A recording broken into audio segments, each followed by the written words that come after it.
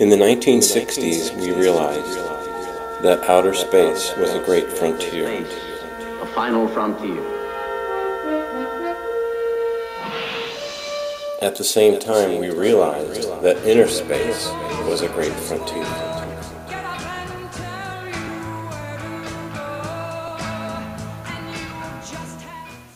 Space, according to great spiritual teachings, is not an empty vacuum. It is a medium filled with consciousness. Some call this space the element ether. Within space are lights of consciousness. Some of these lights are called stars. All life forms are lights of consciousness. And as lights, we communicate with all other lights. But since the 1960s, we have built large cities where the stars cannot be seen at night. Those twinkling stars are literally sources of inspiration.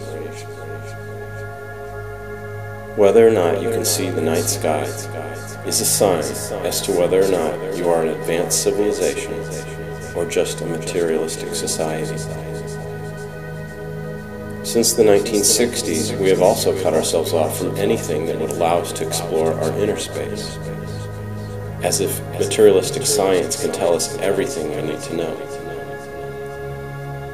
We have become poor, dull, filled with facts, and yet poor in spirit, while we consume everything around us. But upon this backdrop of darkness, a great blue star appears, with the light to turn night into day. The light of this blue star shines as a trigger for consciousness. It plants seeds of new possibilities and stirs us from our stuck patterns. Because the transmission of light is always the transmission of consciousness, the light from sun and stars is always a transmission of being. That blue star is now appearing to many within their dreams, triggering a change inwards by infusing and awakening consciousness. Later, the blue star will appear outwardly, and the world will wonder what it means, and many will go back to their old ways, but not all.